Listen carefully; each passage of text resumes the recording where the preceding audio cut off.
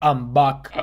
Bien encore la famille, bienvenue sur APM TV. Et oui, je suis de retour, je suis revenu de vacances. Je suis désolé, je sais que je vous ai manqué, vous m'avez manqué aussi. Mais j'avais besoin de prendre un peu de repos, j'étais fatigué. Et je suis revenu, j'avais examen, j'en suis enfin débarrassé. Et la Monday Review fait son grand retour. Manchester United contre Aston Villa à Villa Park. Passons aux choses sérieuses si vous le voulez bien.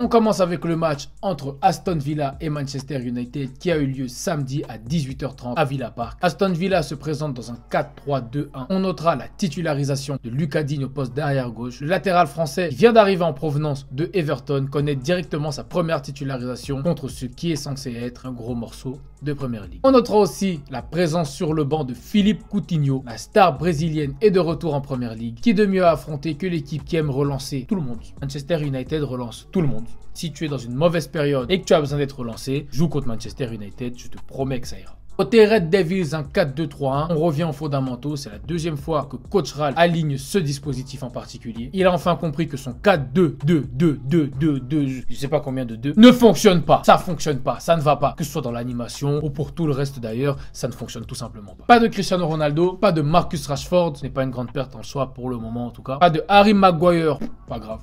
Pas de Luke Shaw, suspendu. Pas de McTominay, suspendu aussi. Et on retrouve Anthony Elanga titulaire sur le flanc gauche de l'attaque mancunienne. Et ça fait plaisir parce que n'oubliez pas que Elanga est le meilleur Anthony du club. Le match démarre, pied au plancher pour les mancuniens. 6e minute, combinaison sur coup franc entre Teles et Bruno Fernandes. Le Portugais Magnifico nous sort une frappe dont seul Juninho a le secret. Frappe lourde, frappe qui flotte. Martinez est troublé, il ne sait même pas quoi faire parce que le ballon est en train de flotter. D'un coup, elle repique vers le sol. Rebond, Martinez se trompe, tellement la frappe était surpuissante, surréaliste même. Et c'est l'ouverture du score. Bruno qui punit Emiliano Martinez. Et c'est 0-1 pour Manchester United avec cette grosse bourde du gardien argentin. Les 15 premières minutes sont totalement à mettre à l'actif des joueurs de Ralph Rangnick. Un bloc médian bien organisé, un jeu assez fluide, assez propre. C'est pas parfait, loin de là, mais c'est déjà mieux qu'est-ce qu'ils ont proposé ces dernières semaines. C'est plus cohérent. L'activité de Elanga et de Greenwood est vraiment très intéressante pour l'équipe. C'est ça qu'il nous faut, de la fraîcheur, de la percussion,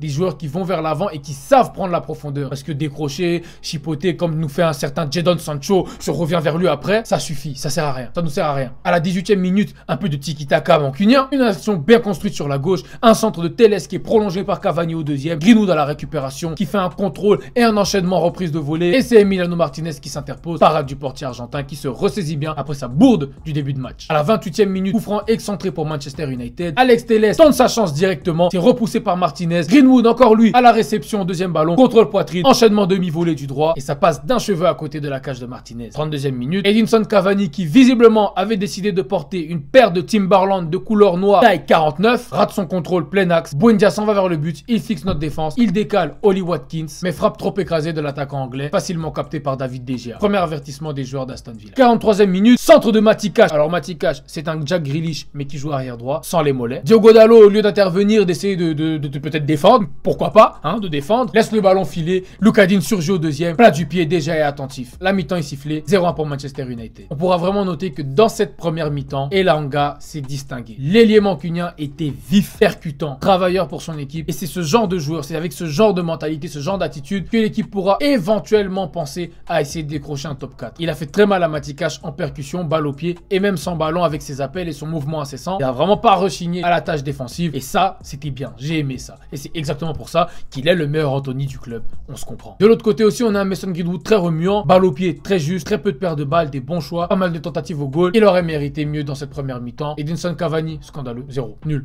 Nul. El Movimento c'est bien, mais hein, un peu technique, hein, un peu de passe, quoi, un peu des remises, c'est quand même un numéro 9. La deuxième mi-temps commence sur les mêmes bases que la première, parce qu'à la 47e minute, El Movimento arrive à trouver Elanga dans la profondeur, attaquant mancunien, contrôle seul en main dans la cour, frappe du gauche, encore une fois repoussé par Emiliano Martinez. Ça commence à faire beaucoup de ballons repoussés par Emiliano Martinez, mais les débats ont commencé à s'équilibrer. L'équipe d'Aston Villa est revenue avec de meilleures intentions, un pressing un peu plus haut, plus de justesse dans les transmissions, et ça s'est fait ressentir à la 55e minute. Lucas Digne percute sur la gauche, il arrive à éliminer Diogo Dalot, centre en retrait pour Buendia qui croque un peu sa frappe. À la 61e minute, notre Angolais préféré, le pasteur Fred, lance Mason Greenwood qui va tout droit. Greenwood lancé sur la droite, tout droit. Il court vite.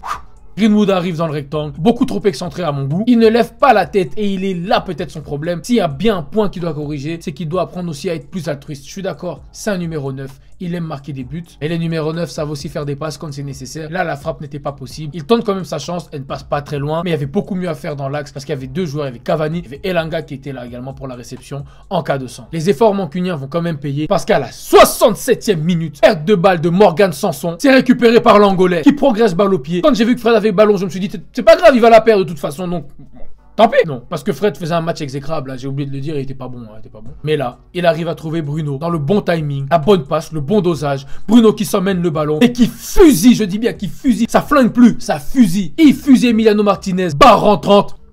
Et franchement, c'était cool. J'ai chanté. Mais ce qui devait arriver, arriva. Parce que Manchester United n'est pas une équipe capable de garder un score. Manchester United n'est pas une équipe sérieuse. 77e minute, Lionel Messi, Tyrone Mings, pardon, désolé, perfore le milieu. À coup de dribble, vraiment des crochets. Il trouve Philippe Coutinho dans le rectangle. Pasteur Fred revient en catastrophe. Mais au lieu de dégager vers l'extérieur, il s'est dit non, moi, je vais faire un assist. J'en ai déjà un, je vais en faire un deuxième. Passe décisif pour Ramsey. Jacob Ramsey qui contrôle, qui fusille déjà à bout portant. Parce que Fred a décidé de lui faire une passe. Oui, c'était volontaire. Moi, je dis que c'est volontaire. Peut-être qu'il a parié, je ne sais pas. Et à la 82e minute, comme je l'ai dit, nous aimons relancer les gens, nous aimons relancer les équipes. Ramsey parfaitement lancé sur la gauche. Lindelof a laissé un trou dans la défense parce qu'il est encore parti chasser le cerf là-bas, je sais pas où. Matic, trop lent, trop vieux, ne peut pas couvrir. Varane, entre deux attaquants, il est obligé de couvrir une certaine zone. Le centre est parfaitement exécuté aussi. Varane est trop court, déjà est battu. Tapine, plat du pied. Coutinho, Philippe Coutinho, bah oui. Le flop du Bayern, le flop de Barcelone. Manchester United.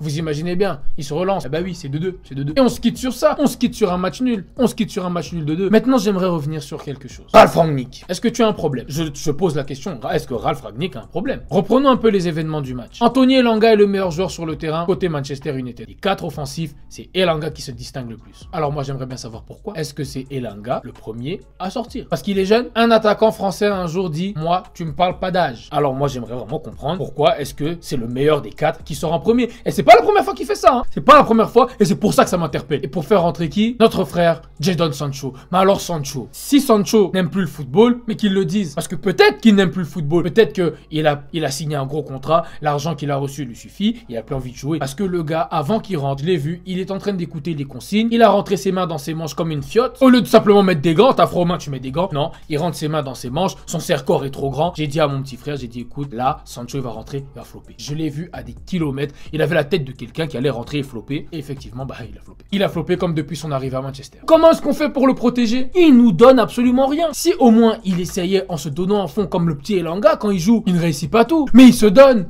Il essaie, il fait des efforts, il percute, il va vers l'avant. Sancho, il a le ballon, on dirait il veut pas jouer. Il revient en arrière, il joue comme Grealish. Voilà, il joue comme Grealish. Il prend le ballon, il avance un peu, 2-3 gris-gris, hop, passe en retrait. Alors soit c'est la Bundesliga qui nous a menti et qui a fait de lui un super joueur, soit il a un réel problème de confiance et il a besoin de quelqu'un qui va le remettre sur le droit chemin parce que 85 millions pour ça là, non. On a été trop sympa avec les joueurs dans cette équipe. Il est temps d'être ferme, d'être dur et d'être correct. Jadon Sancho, ça ne va pas pour le moment, il ne peut pas être titulaire dans cette équipe et ça, c'est vraiment embêtant parce que j'ai milité pour sa venue. J'ai toujours pensé personnellement que Sancho était la solution à nos problèmes, surtout en termes d'ailier droit. Mais pour le moment, je préfère 1000 fois un Greenwood, voire un Elanga qu'un Sancho et c'est triste. Enfin bon, content pour le doublé de Bruno. Pour le reste, les choix de Rangnick, faire rentrer Lingard, Van de Beek à la 89e quand le match est pratiquement fini. Ça relève du oléisme. Le oléisme n'est pas mort. Le oléisme vit toujours, je suis désolé. Coach Ralph, non. Faire sortir ton meilleur joueur. Laisser un Edinson Cavani qui a été tout simplement exécrable parce que sa deuxième mi-temps est l'image de sa première. Mauvaise pour deuxième mi-temps d'Edinson Cavani. Un mauvais match. Même si ses cheveux étaient longs et qu'ils étaient bien scintillants, c'était pas bon. C'était pas bon. Doublé de Bruno. Est-ce qu'il est meilleur sans Cristiano? Je ne sais pas. Je vous laisse ce débat. Et ce sera tout pour cette vidéo sur APM TV, la famille. Si le contenu t'a plu, n'hésite pas à t'abonner, à partager, à commenter, à me suivre sur Instagram, sur Twitter et sur YouTube. Clique sur la cloche pour ne rater aucune vidéo. D'ici là, prenez soin de vous, la famille. On se voit bientôt. Peace.